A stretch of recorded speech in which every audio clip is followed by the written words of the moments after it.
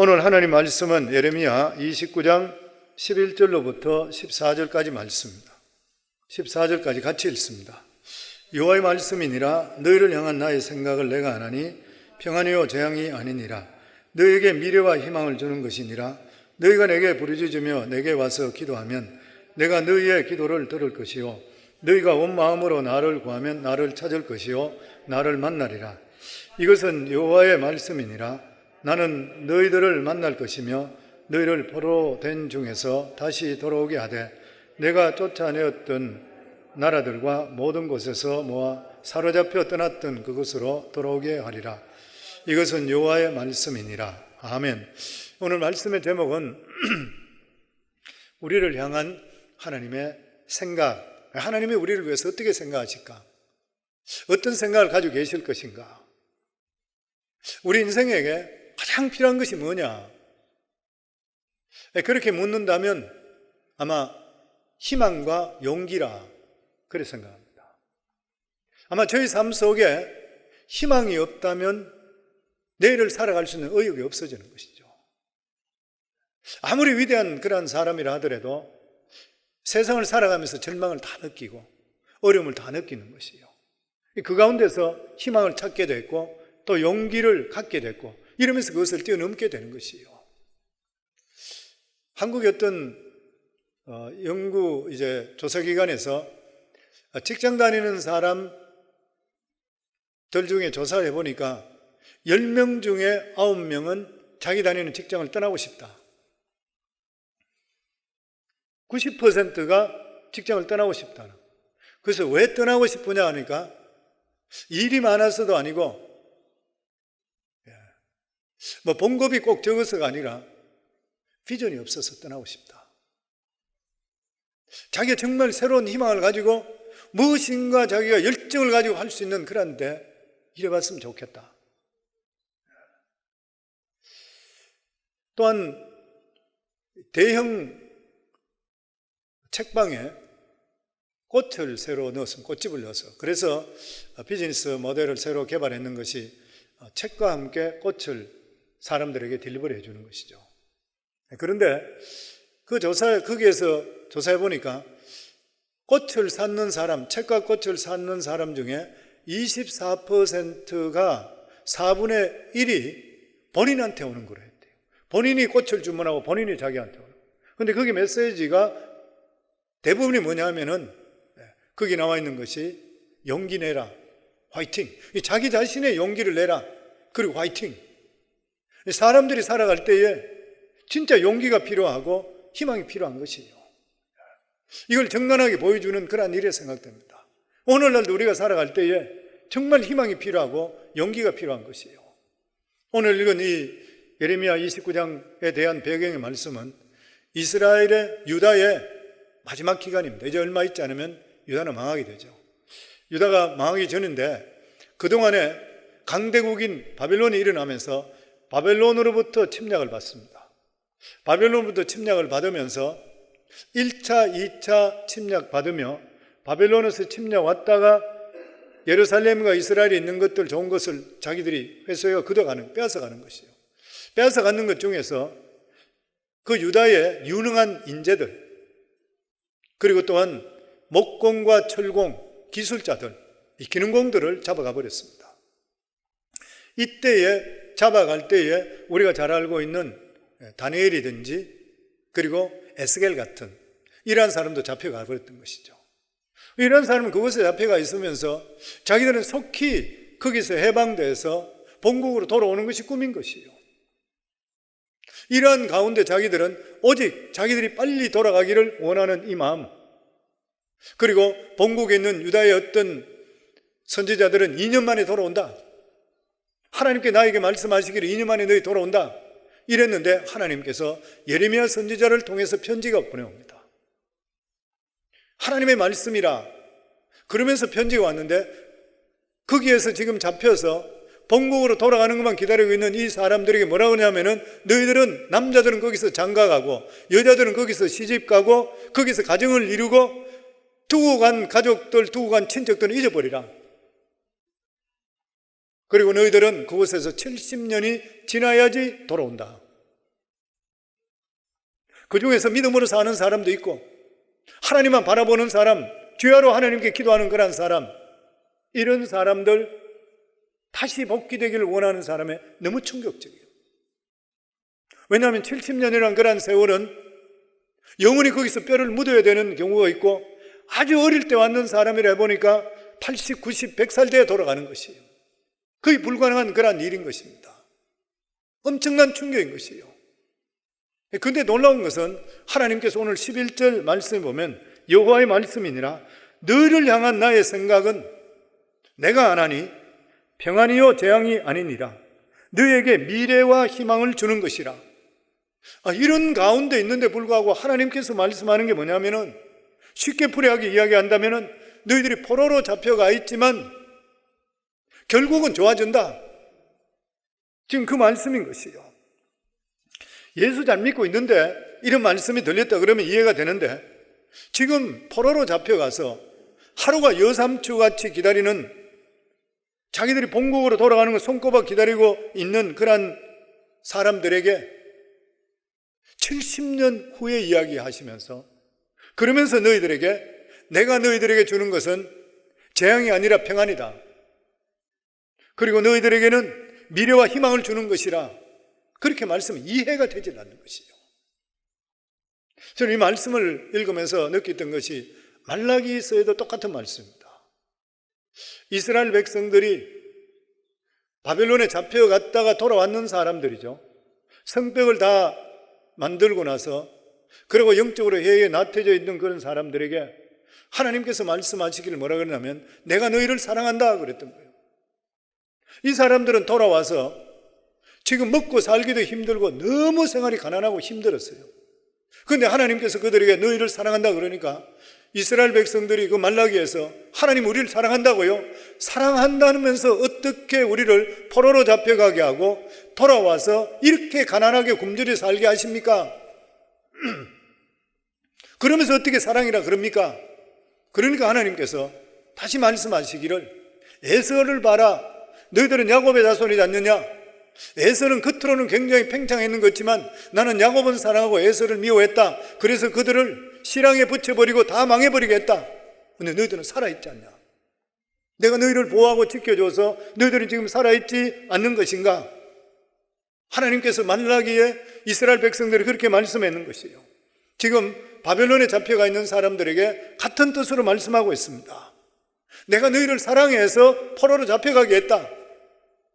성경 말씀에 보면 읽어보시면 29장 읽어보시면 내가 너희를 포로 잡히게 했다 그랬어요. 하나님께서 그들을 포로 잡히게 했다. 그 이유가 뭐냐? 내가 너희들을 포로 잡히게 하면서 그것이 내가 너희들을 보호하는 것이라. 너희들이 지금 보고 있는 왕이든지 두고 있는 유다 왕이든지 그리고 이스라엘 백성들은 어떻게 되느냐? 나중에 전부 흩어버렸어. 각 나라에서 고난받고 나라 잃어버린 민족으로 만들어버린다. 하나님 그 말씀하는 것이에요. 저는 이 말씀을 보면서 오늘날 우리가 미국 와 살고 있는 저희들에게도 주시는 그런 말씀이라 생각합니다. 아마 이민 와서 미국 사는 분, 아니면 공부하러 와서 사는 분, 아니면 여러 가지 방법으로 해서 미국 와 있고, 그런데 지금 이런 팬데믹이나 이런 것들로 인해서 앞이 굉장히 불투명한 것이에요.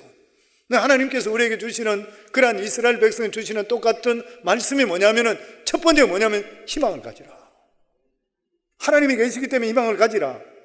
성도님, 우리 인생에 가장 중요한 것이라 그러면 희망입니다. 희망이 없다 그러면 살 의욕이 없어져 버려요. 왜 살아야 되는지 모르는 것이에요.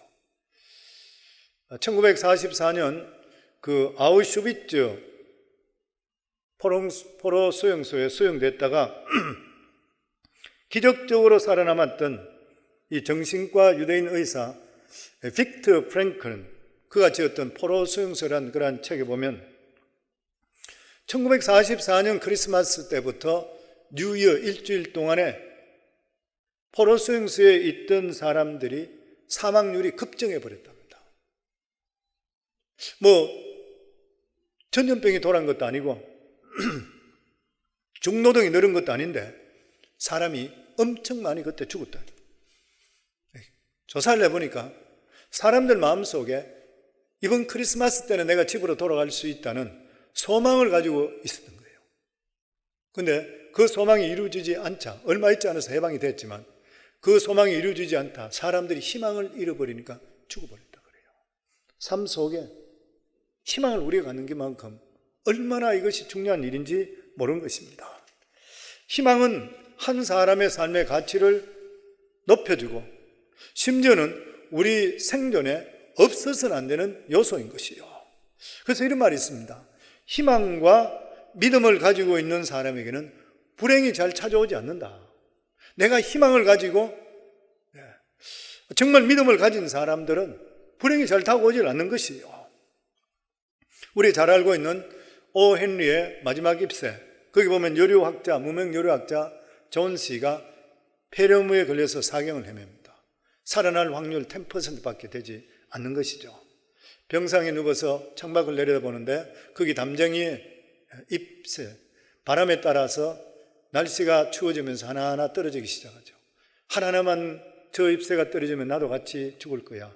그렇게 생각하면서 절망 가운데 있을 때 같은 집에 살고 있던 노화가 이 사람이 거기다가 담장에다가 잎새와 똑같은 그림을 하나 그리죠. 그래서 바깥에서 볼 때 그 잎새가 진짜 같이 보이면 자기가 오늘 떨어졌는데 그대로 있어. 내일도 떨어졌는데 또 그대로 있어. 그걸 보면서 소망을 갖기 시작하며 그 희망 때문에 기적이 일어나잖아요. 사람이 다시 살아나게 되잖아요, 보면. 그러니까 희망은 우리 속에 이렇게 중요한 것이에요. 삶에 희망과 믿음이 가득 차게 되면 우리 삶 속에 기적은 일어나게 되어 있습니다. 그렇다면 우리 믿는 사람들의 희망은 대간적으로 무엇입니까? 바로 십자가 예수 그리스도인 것이에요. 예수 그리스도를 선택하면 희망을 선택하는 것이에요. 예수 그리스도께 다가가면 희망을 위해서 가는 것이에요. 왜냐하면 성경에 보면은 예수님께 갖는 사람마다 다 바뀌었습니다. 다 죽을 사람이 살아나고 병 고침의 역사가 일어나고 우리 성경에 너무 많이 있잖아요. 여리고성의 소경 바디메오, 나를 불쌍히 여기소서 예수님께 다가갔을 때 눈이 뜨이는 역사가 임했어요. 이 세상에 돈은 많이 가지고 있지만 사람에게 인정받지 못하고 무엇을 해서 사는지 모르고 살던 세리장 삭개오, 예수님 만남을 통해서 자기 인생이 완전히 바뀌어버리잖아요. 수가성의 여인, 남편 5과 이혼하고 6번째 남편하고 아닌 남자하고 그냥 살고 있는 인생에 뭐든지 갈급한 이러한 사람이 예수님 만남을 통해 인생이 완전히 바뀌어버리잖아요. 38년 된 병자, 혈루증 걸린 여인, 회당장 야이로, 나인성의 과부, 사르밧 과부 모두 다가 예수 그리스도께 다가감을 통해서 그 삶 속에 희망이 들어오기 시작하고 살아난 삶이 완전히 바뀌는 것이에요. 예수님이 제자 안드레는 어린아이 도시락, 보리떡 5개, 물고기 2마리를 가지고 아주 적은 소망을 가지고 예수님께 나가게 될 때 5,000명을 먹이고 12광주를 남는 역사가 임했는 것이에요. 그렇기 때문에 우리는 어떤 경우 속에서도 십자가를 바라보면 소망이 생기고 희망이 생기게 되어 있습니다. 아멘. 예수님이 없을 때는 절망하지만 예수님이 있으면 희망이 솟아나는 것이요. 죄인 되었던 우리가 의인 되었습니다. 로마서 3장 24절은 그리스도 예수 안에 있는 속량으로 말미암아 하나님의 은혜로 값없이 의롭다 하심을 얻은 자 되었느니라. 죄인이 십자가를 바라보면 죄사함을 받고 영생의 희망을 갖게 되어 있는 것이에요. 어떤 절망에 가지고 있는 그런 사람도 십자가 밑으로 가져가면 희망을 얻을 수가 있는 것이에요. 예수께 내 죄를 다 청산해 주시고 그리고 죄에서 그리고 가난에서 나의 죽음에서 모두 청산해 주시는 것이에요. 우리는 이 세상 살아가면서 시시각각 절망과 싸울 수밖에 없습니다. 그래서 우리들은 주님께 나가야 돼요. 십자가를 바라볼 수 있어야 돼요. 그럼 인생의 플러스 인생으로 변화되는 역사가 임하게 되어 있습니다. 그런 이야기 있잖아요. 어느 아버지가 교회 나올 때에 어린 아들을 데려 나왔어요. 같이 예배를 드리는데 그날따라 목사님 설교가 아주 어려운 설교를 했어요. 자기도 듣기에 그렇게 쉽게 이해할 수 없는데 이 어린아이가 이거는 전혀 이해할 수 없을 거예요. 그래서 예배 끝나고 나서 예배가 말씀이 좀 힘들어서 이해하기 힘들으니까 아빠 저도 하나도 무슨 말인지 모르겠어요. 아버지가 굉장히 실망을 했어요. 근데 이 아들이 그러더래요. 설교하는 건 무슨 말씀인지 모르겠는데 뒤에 보니까 플러스 사인이 있대요. 그래서 제 마음에 교회 나오면 내가 플러스가 되구나 이걸 느꼈다 그런 것 같아요. 성도님들 예수님 바라보시면 플러스 인생 됩니다. 우리가 생각했지 못했던 플러스 역사가 우리 삶에 임하게 되어 있는 것이요. 아멘. 그래서 예수 안에서 구체적인 꿈을 꿀 수 있기를 주 이름으로 축원합니다. 우리가 잘 살 수 있는 그러한 꿈, 그리고 또한 우리가 건강해지는 그러한 꿈, 시집 장가가는 그러한 꿈, 직장을 얻고 새로워질 수 있는 그러한 꿈, 이러한 모든 꿈들 우리들은 할 수 없지만 하나님은 능치 못함이 없어지는 것이요. 그렇기 때문에 예수 안에 있는 분들은 절망을 말하지 마시고 희망을 말할 수 있기를 주 이름으로 축원합니다. 절망을 꾸짖어 쫓아내기를 주 이름으로 축원합니다. 종교개혁자 마틴 루터는 이런 말을 했습니다. 이 세상을 움직이는 힘은 희망이다. 얼마 후 성장하여 새로운 종자를 얻을 수 있다는 희망이 없다면 농부는 밭에 씨를 뿌리지 않는다. 이익을 얻게 된다는 힘이 없다면 장사꾼은 장사를 할 수가 없다. 마틴 루터는 희망이란 단어 예수 그리스도 붙들고 종교개혁을 단행했던 것이요. 오늘날 우리 삶 속에 필요한 것이 희망입니다. 어떤 상황 속에 환경이 절망이라 하더라도 우리는 희망을 선택해야 돼요. 그 희망이 누구시냐? 바로 예수 그리스도인 것이에요. 모든 인생의 문제를 해결하신 예수 그리스도 십자가의 승리, 예수 그리스도 부여잡으면 주님께서 우리 삶 속에 희망의 역사, 소생의 역사가 임하게 되어 있는 것이에요. 이 희망은 과학적으로도 증명됐잖아요.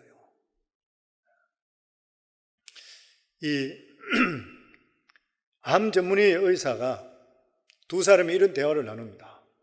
도대체 나는 알 수가 없어. 이 전이성암 환자, 자네에게도 전이성암 환자, 나에게도 전이성암 환자가 찾아오는데 약을 처방하는 것이 5가지 똑같은 것밖에 없어서 똑같이 처방하는데 어떻게 해서 자네 환자는 74%가 살아나고 내 환자는 22%밖에 살지 못하는가? 왜 그런 것인가?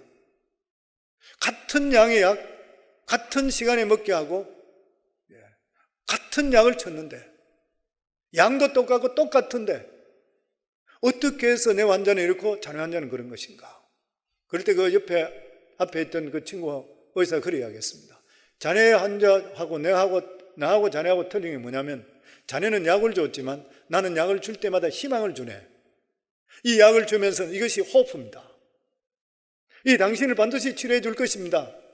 희망을 가지세요. 그렇게 이 약을 주었을 때 똑같은 약을 주었는데 이 사람의 환자는 10명 중에 7명은 살았고 다른 쪽에 이 사람은 그냥 이 약 드세요. 그냥 약을 주었던 사람은 10명 중에 7명이 죽어버리는 것이에요. 과학적으로 증명된 그러한 일인 것입니다. 그래서 우리 삶 속에 희망을 갖느냐 안 갖느냐 너무나도 중요한 것이에요. 더더욱이나 하나님의 말씀은 사람의 말과 다른 것이에요. 하나님은 전지전능하시고 자비하신 분입니다. 하나님께서 말씀을 주셨다는 것은 반드시 실천하시겠다는 약속이에요. 희망을 갖는 것과 낙관을 갖는 것은 틀립니다. 낙관은 막연한 그냥 기대하는 마음이 낙관입니다. 그런데 하나님께서는 자기 이름을 걸고 지킬 것을 약속하는 것이 하나님의 말씀인 것이에요. 그러니까 2500년 전에 그들에게 주신 말씀뿐만 아니라 이 말씀은 오늘도 우리가 똑같이 받아들이면 하나님의 역사는 임하게 되어 있다고 하는 것이에요. 그 말씀이 뭐냐? 오늘 읽은 11절 말씀. 여호와의 말씀이니라 너희를 향한 나의 생각은 내가 안 하니 평안이요 재앙이 아니니라 너희에게 미래와 희망을 주는 것이니라. 성도님들, 우리 성도님 모두 다는 반드시 앞으로 잘 될 것입니다. 하나님의 약속이 말씀이잖아요. 하나님의 약속은 여기에 보면 너희를 향한 나의 생각을 내가 안 하니 하나님 생각은 평안이요 재앙이 아니라 너희에게 미래와 희망을 주는 것이라. 그런데 이렇게 될 수 있는데 하나님께서 단 하나 믿는 사람이 지켜야 될 조건이 있습니다. 그것이 뭐냐면 믿음인 것이요. 믿음입니다. 성경에 믿음의 사람들 보면 자기 생각을 뛰어넘어서 믿음을 부여잡습니다. 우리가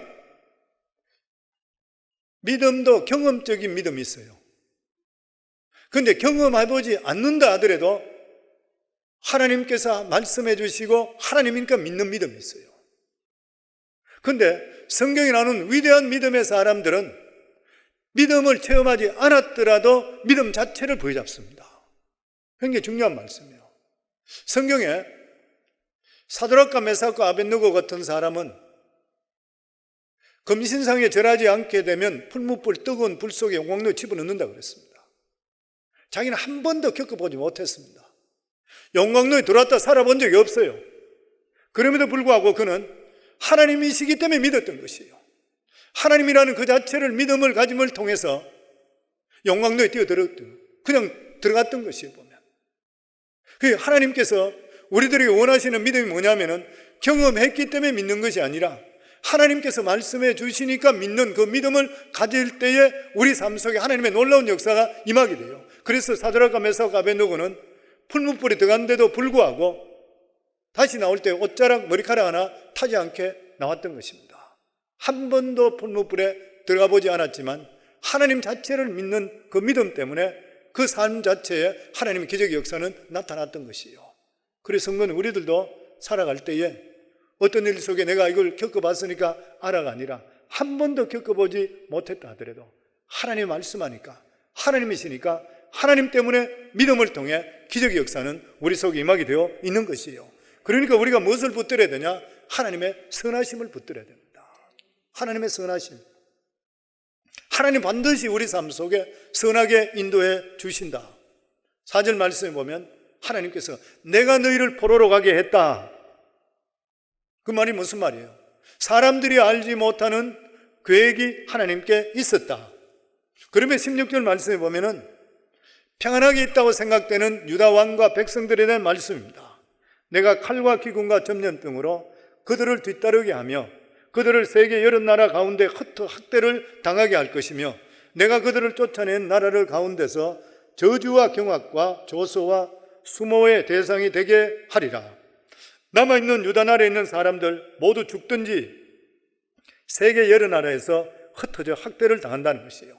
그런데 이런 일이 있기 전에 몇 사람을 주님께서 뽑아서 이끌어서 바벨론으로 포로 가게 하는 것이에요. 하나님의 선한 뜻이 있다고 하는 것이에요. 그러니까 무슨 말입니까? 고달픈 관계 있더라도 여기 하나님 뜻이 있구나. 하나님의 선한 뜻이 있구나. 이게 믿음이요.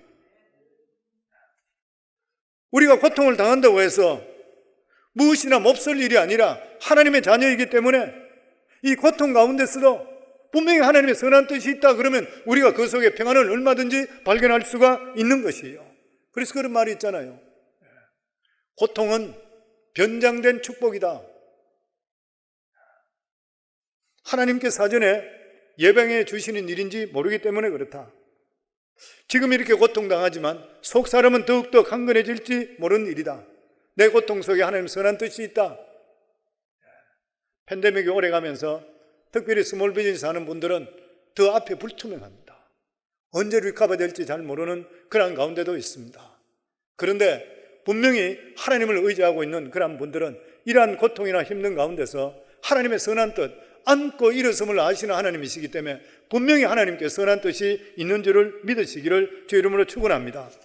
그리고 여기 말씀에 보면 11절에 보면 여호와의 말씀이니라 너희를 향한 나의 생각을 내가 안 하니 평안이요 재앙이 아니니라 너희에게 미래와 희망을 주는 것이라. 70년 동안 포로로 있어야 되는데 무슨 미래가 있는 것인가? 하나님께서 여기에 미래라는 것은 후손들입니다. 나이가 젊어서 그곳에 잡혀갔더라도 70년이 지나면 90살, 100살 되는 거예요. 못 돌아오는 것이죠. 그러니까 거기서 결혼하고 자식 낳고 거기 정착하라 그런 거예요. 하나님께서 여기 말씀하는 미래가 무엇? 바로 너희들의 후손이다. 너희들의 후손이 너희들이 밑거름이 되어서 후손들이 복을 받게 된다. 그 말씀인 것이에요. 나는 실패하고 고통당하고 있지만 자식들은 큰 성공을 이룬다. 내가 누리지 못했던 그러한 복들을 내 자손은 반드시 누리게 된다. 나는 70년 동안 포로 생활에서 죽게 되지만 다음 세대에 대해서 하나님께 훨씬 더 큰 비중을 두는 것이에요. 성도님들, 우리 모두 다가 미국에 여러 가지 방법으로 미국 와 있습니다. 저희가 미국 올 때 한국에 못 살았습니다. 70년도 중반 때는 자가용 가진 사람 별로 없었어요. 서울 시내 차들이 그리 많지 않았습니다. 지금은 뭐 얼마나 잘 사는지 모르죠. 근데 그때는 못 살기 때문에 독일 광부로 아니면 미국인인데 이민으로 많이 들어왔습니다. 취업 이민으로. 잘 살기 아파트에 더 기회를 갖기 위해서 오게 되는 것이죠. 근데 그렇게 와서 미국에 이제 좀 살게 되었는데 내 살아가는 삶이 예수 그리스도를 만났다고 하는데도 불구하고 내 삶의 초점이 맞추고 먹고 사는 데 맞췄다고 하게 되면 뭔가 많이 잘못되는 것이죠. 이제는 어디 가더라도 한국도 그렇고 여기도 밥 먹고 사는 데는 별 어려움이 없을 거예요. 예전에 제가 회계법인 할 때에 오래됐습니다만은 손님이 그런 게 아직도 지금도 기억나요. 한국에 있다 여기 와서 직장 다니는데 내가 그분에게 미국이 어떻습니까? 이를 물으니까 그런 이야기예요. 미국이 좋다기가 왔는데 나는 한국에서 좀 어렵게 살아도 하루에 밥 3끼는 꼭 챙겨 먹었는데 미국은 너무 바빠서 2끼밖에 못 먹습니다. 한 끼를 지금 손해보고 있습니다. 잘 살기 왔는데 보니까 안 그래요. 사랑하는 성도님들, 미국 오셔서 믿음 안에 사시는 분들 무엇을 위해 살고 있습니까? 어떻게 살고 있습니까? 하나님께 여기 말씀하시는 것이 바벨론의 포로관과 마찬가지로 하나님의 뜻 가운데서 우리들 이쪽으로 옮겼어요. 이민 왔든 유학생으로 왔든 주재원으로 왔든 뭐로 왔든 간에 하나님 뜻 가운데 이곳에 옮겨주셨어요. 그러면 하나님께서 오늘도 똑같은 말씀합니다. 너희 미래에 대해서 어떻게 생각하고 있나? 우리들은 여기서 뼈를 묻어야 돼요. 아마 한국에 돌아가 뼈 묻는 사람 별로 없을 거예요. 우리는 여기서 뼈를 묻게 되는데 하나님께서 우리가 주시는 이 복을 누구에게 전해주느냐 묻고 있는 것이에요. 너희들의 미래는 어떠냐? 자손들이 믿음 안에 살고 있느냐? 믿음을 전수하고 있는 것인가? 우리는 여기서 고생하고 힘들었지만 이러한 여러 가지 밑거름이 돼서 우리 자녀들은 어떻게 살아가고 있는가? 만약에 이것을 우리가 하나님이 주시는 이 귀한 기회를 놓쳐버리게 된다면 우리가 미국 왔는 이유가 없어지는 것입니다. 조금 더 잘 사는 것, 이유가 없어져 버린 것이죠. 지금 똑같은 말씀을 바벨론에 포로된 자들에게 똑같이 말씀하고 있습니다. 우리들은 좀 힘들더라도 하나님께서 우리 대에도 복을 받을 수 있겠지만 우리가 받지 못하고 고생했는 것들이 자녀들에게 미국 와서 더 좋은 직장, 더 잘 사는 것이 문제가 아니라 하나님의 꿈을 가지고 믿음으로 이 세상에 살며 하나님의 꿈을 계속적으로 이루어줄 수가 있는 것인가? 이스라엘 백성들에게 하나님이 약속하신 대로 유다 백성 정확하게 70년 만에 고레스 왕을 통해서 이스라엘 백성들이 복귀합니다. 그런데 그 사람들이 믿음을 잃지 않았어요. 그 믿음 가지고 다시 돌아오게 돼요. 그 후손들이 믿음을 가지고 돌아왔어요. 우리들의 자녀들의 믿음이 어떻습니까? 우리들이 이 세상 떠나더라도 자녀들이 그 믿음을 그냥 가지고 있어요? 아니면 미국에 그냥 파묻혀버리고 미국 사람 돼버리고 그냥 신앙도 없이 사는 것인가요? 하나님께 우리에게 주시는 기회를 절대로 헛둘러 보내지 마시기 바랍니다. 그러면서 하나님께서 말씀합니다. 70년 동안 내가 너희들을 그냥 버려두지 않는다. 내가 너희들 눈동자같이 지킬 것이라. 나는 자비로우신 하나님이라. 그래서 12절에 보면 너희가 내게 부르짖으면 내게 와서 기도하면 내가 너희들의 기도를 들을 것이요 너희가 온 마음으로 나를 구하면 나를 찾을 것이요 나를 만나리라. 70년 동안 버려놓고 나서 너 마음대로 있다가 오는 것이 아니라 내가 너희들과 함께 하겠다. 어려운 일이 있을 때마다 나한테 기도하라. 그러면 내가 이 포로생활 속에서 내가 너희를 도와주리라. 내가 너희를 지켜주고 필요한 것들을 공급해주마. 그래서 우리가 예수 그리스도를 믿게 되면 하나님 말씀을 보여잡고 기도하면 우리 속에 희망이 있는 거예요. 왜냐하면 하나님의 약속이 말씀이기 때문에. 마리온 메시라는 부부 이야기가 있습니다. 26살 문 딸이 있는데 이 딸이 친구와 함께 플로리다 해변가에 놀러 왔습니다. 그런데 돌아와야 될 시간에 돌아오지 않는 것이에요. 밤이 깜깜해졌습니다. 부모가 걱정하고 기다리고 있는데 연락도 안 돼요. 그러고 있는데 플로리다 해양경찰에게서 연락이 옵니다. 당신의 딸이 해변가에 친구하고 걷다가 거친 파도에 휩쓸려서 물속으로 들어갔는데 우리가 지금 6시간 동안 수색하고 있는데 찾지 못하고 있습니다. 깜짝 놀라요. 절망인 것이 물에 휩쓸려 나갔다니까. 이분이 예수를 믿는 사람이라 교회 급히 연락하고, 그리고 나서 자기 목장, 자기 주위의 믿음의 사람들이 연락합니다. 우리 딸을 위해서 기도해 주세요. 그러니까 사람들이 그 소식을 듣고 이분들 집에 찾아옵니다. 같이 모여서 하나님께 합심해서 기도, 하나님 살려주시고 찾아주세요. 그러면서 그들이 성경을 읽고 하는 말씀을 쉐어하고 이렇게 하다가 성경 시편 139편의 말씀이 마음에 들어요. 전체 있는 사람의 말씀을 같이 들었어요. 139편 9절에 10절에 보면 내가 새벽 날개를 치며 바다 끝에 가서 거주할지라도 거기서 주의 손이 나를 인도하시며 주의 오른손이 나를 붙드시리로다. 이 말씀이 팍 들어오는 거예요. 그래서 그 말씀을 붙들고 있어야 합니다. 거기 있는 모든 분들이 이 말씀을 붙들고 하나님께 합심해서 기도하기 시작해요. 그러다 그 중에 한 분이 있다가 이름을 거기서 여면서 우리가 계속 이 성경 읽읍시다. 그 딸 이름이 일리자베스예요. 그래서 일리자베스가 새벽 날개를 치며 바다 끝에 가서 거주할지라도 거기서 주의 손이 나를 인도하시며 주의 오른손이 나를 붙드시리로다. 일리자베스가 새벽 날개 치며 바다 끝에 거주할지라도 거기서 주의 손이 함께 하신다. 모든 사람들이 이 말씀을 가지고 기도해요. 새벽 됐는데 아무 소식은 없는데도 불구하고 이 부모님 마음속에 평강이 넘치는 거예요. 아, 하나님께서 보호해 주신다. 그래도 아무 소식이 없어요. 그래도 그 마음속에 하나님이 주시는 기쁨이 있는 거예요. 그러고 나서 20시간 후에 해양경찰에 다시 연락 옵니다. 당신 딸이 찾았는데 무사합니다. 얼마나 놀랐겠어요. 그리고 그 딸을 만납니다. 그 딸이 그렇게 이야기해요. 친구하고 밤에 해변길을 걷다가 물이 갑자기 휩쓸려서 들어갔는데 빠져나올 수가 없더래요. 헤엄을 쳤는데 시간이 얼마 지나고 나니까 물에 빠졌다가 올라왔다가 아, 나는 여기서 이제 죽는구나 이렇게 생각했대요.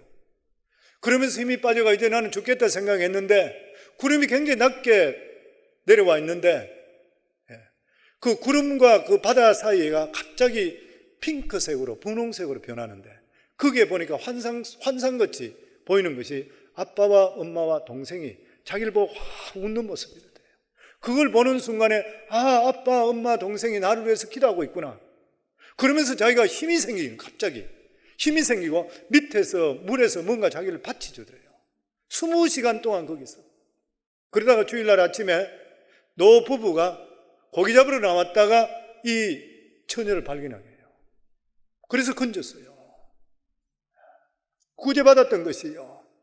사랑하는 성도님들, 하나님께서는 오늘도 그 하나님이 이 자리에 와 계셔요. 우리를 지켜주시고 계시는 것이요. 아무리 여러 가지 어려운 일이 힘든 일이 있다 하더라도 은혜 주시기를 원하고 계시는 것이요. 그렇기 때문에 우리에게 필요한 것이 뭐예요? 기도의 문을 활짝 여시고 보좌 앞으로 달려가기를 주의 이름으로 축원합니다. 아멘. 걱정이 있을 때마다 멈추지 마시고 하나님 보좌 앞에 나오시고 엎드리셔야 돼요. 기도하는 사람에게는 희망이 쏟게 되어 있는 것입니다. 그리고 희망을 가진 자의 특징이 무엇입니까? 열정이요. 우리 예수 믿는 사람들은 열정이 있으셔야 돼요. 미국의 한 잡지에서 사업에 성공한 경영인과 그리고 또한 이 경영대학원에 재학 중인 우수 학생들이 이 설문조사를 했는데 성공에 가장 도움이 되는 것이 무엇이냐고 했을 때에 딱 대답 하나, 열정이라고 그래요. 열정 있는 사람이 성공합니다. 맥카드 장군이 열정에 대해서 자기 자신의 삶에도 너무나 이게 중요하다, 삶의 좌우명이다 그러면서 이런 이야기 했습니다. 나이는 숫자에 불과하다. 세월은 피부를 주름지게 하지만 열정을 잃으면 영혼이 시든다. 맞잖아요. 열정을 잃으면 나이와 상관없이 영혼이 시듭니다. 사람은 신념과 함께 젊어지고 회의와 함께 늙어간다. 사람은 자신감과 함께 젊어지고 두려움과 함께 늙어간다. 희망과 함께 젊어지고 실망과 함께 늙어진다. 열정을 가지게 되면 용감해지는 것이요. 용감한 사람은 특징이 뭐냐면 매사에 적극적이 됩니다. 긍정적이 되는 것이요. 그래서 희망을 가진 사람은 어떤 일에 부딪히더라도 긍정적인 마음을 가져야 돼요. 하버드대 인생학 명강의 어떻게 인생을 살 것인가 책 아마 읽어본 분도 많이 계실 거예요. 하버드는 우리가 잘 알고 있듯이 미국의 최고 좋은 학교입니다. 명문학교. 대통령 8명 나오고 노벨상을 받은 사람이 44명 나오고 퓨리츠상을 받은 사람이 30명이 나오고 뭐 대단한 학교인 것이죠. 그런데 하버드 대학 교수들이 학신입생이 처음에 입학했을 때에 그들에게 제일 먼저 가르쳐 주는 것이 자신감이라 그래요. 할 수 있다. 이걸 가르쳐 준다 그래요. 그러면서 하버드 대학원의 교수 클러지는 이런 말을 했습니다. 믿음의 위력이 발휘되는 과정이 특별한 거창한 것이 아니라 나는 할 수 있다는 태도로부터 시작되게 되어 있다. 여기부터 에너지와 기교와 모든 성공 조건이 일어나게 되어 있다 그랬어요. 그러면서 거기에 예를 하나 들었는데, 캐나다에 라이언 헐 잭이라는 아이가 있는데 이 초등학교 1학년 아이입니다.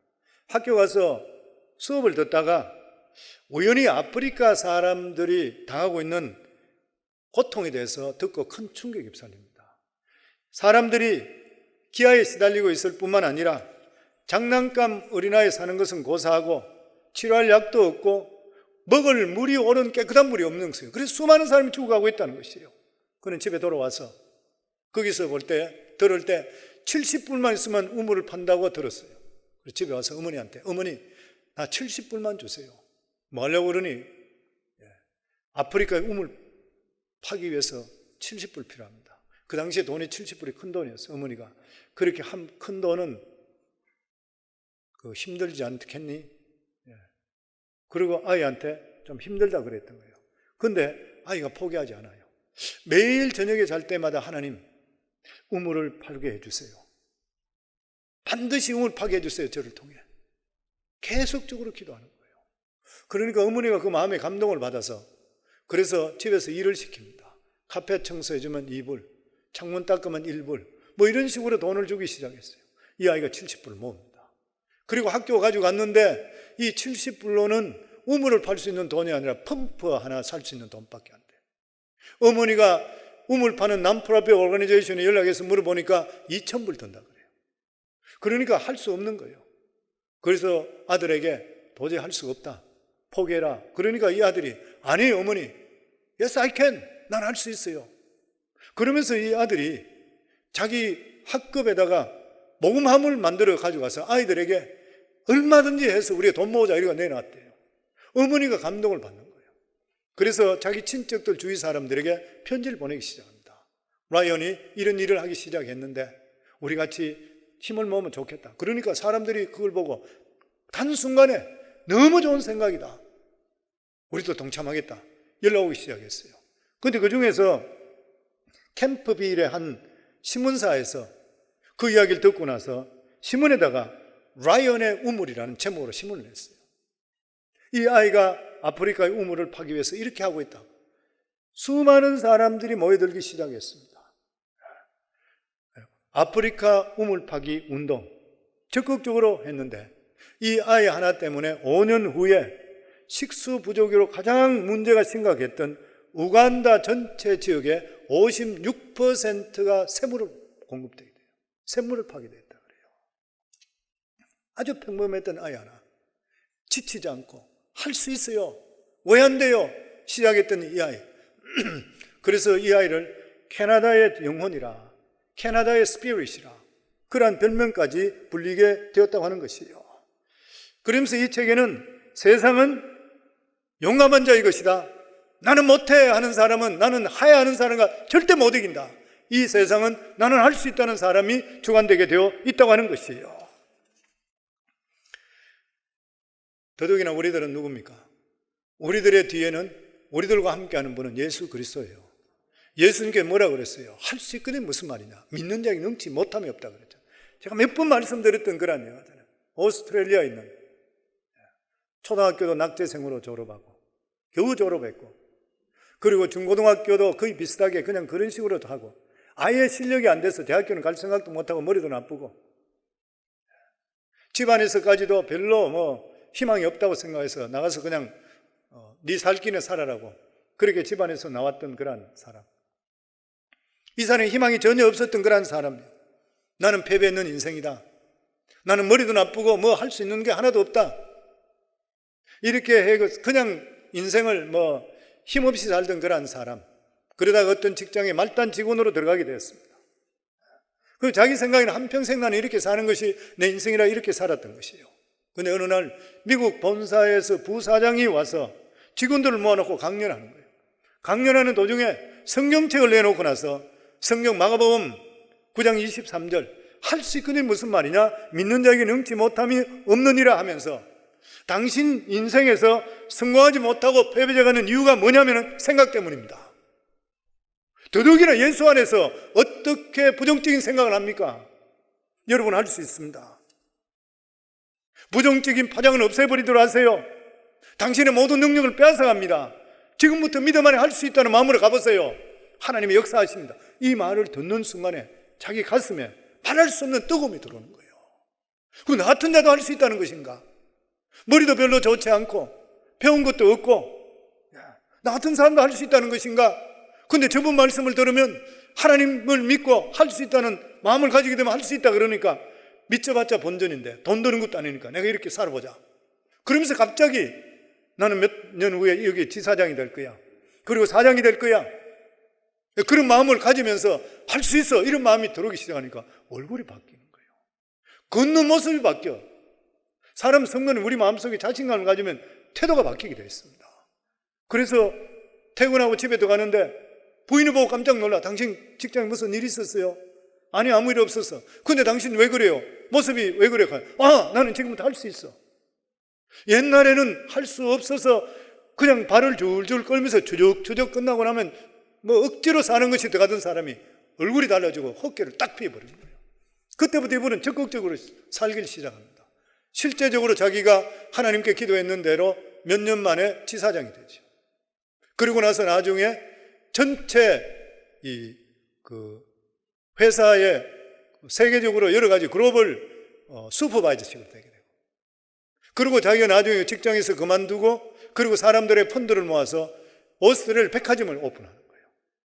그동안 받았던 크레딧 백화점을 오픈하고, 그리고 나서 이게 체인으로 계속적으로 커져서 오스트레일리아 가장 큰 백화점 체인 오너가 되어버렸어요. 초등학교도 낙제로 졸업하고 아무것도 할 수 없던 그런 사람이. 사랑하는 성도님들, 우리들은 예수 안에 있습니다. 예수 안에 있다면 절망은 예수 이름을 꾸짖어 쫓아내기를 주 이름으로 축원합니다.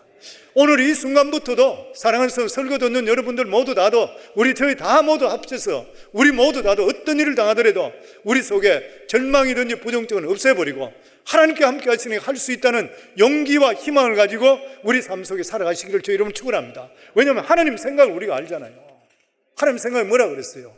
하나님 생각은 예레미야 29장 11절 오늘 읽을 때 말씀입니다. 우리 같이 한번 읽겠습니다. 여호와의 말씀이니라. 너를 향한 나의 생각을 내가 아나니 평안이요 재앙이 아니니라. 너에게 미래와 희망을 주는 것이라. 하나님은 우리의 희망인 것이에요. 우리에게 이러한 미래를 우리가 준비해 놓으셨다는 것이에요.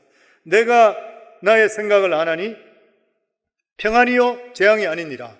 너에게 미래와 희망을 주는 것이라. 하나님 마음 확실히 아셨죠? 그리고 우리 살아가는 삶 속에 어떤 절망이나 이런 데 있더라도 하나님의 생각은 내 속에서 평안이다, 재앙이 아니다.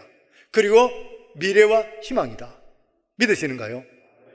믿음대로 되기를 주 이름으로 축원합니다. 기도하겠습니다. 우리 전체 합심해서 기도할 때 하나님 마음을 우리가 알았습니다. 아버지 하나님, 용기를 가지고 희망을 가지고 믿음으로 살아가는 저희들 될 수 있도록 해 주시옵소서. 오늘 이 시간 주여 세 번 부르며 하나님께 기도합니다. 주여 주여 주여. 아버지 감사합니다. 아버지 하나님 은혜 감사합니다. 사랑하는 귀한 성도들, 오늘도 이렇게 하나님께 예배드립니다. 또 특별히 바깥에 눈이 오는데도 불구하고 먼 길에서 또 하나님께 나와 현장에 예배드리는 성도들도 있습니다. 우리 하나님 아버지 일일이 기억해 주시고 주님 축복해 주시어 하나님께서 우리에 대한 생각을 우리가 확실하게 알아싸운 적 재앙이 아니라 평안이라 했었고 미래와 그리고 또한 하나님 주시는 희망이라고 말씀해 주셨사오니 오직 예수 그리스도가 희망이고 주님 안에서 할 수 있다라는 믿음을 가지고 우리가 어깨를 펴고 당당하게 걸으면서 무슨 일이든지 힘차게 희망적으로 살아갈 수 있는 저희들이 될 수 있도록 해 주시어 놀라운 하나님의 은혜와 성취가 함께하는 우리 성광교 성도들이 다 될 수 있도록 주님 축복해 주시옵소서. 예수님 이름으로 기도합나이다. 아멘.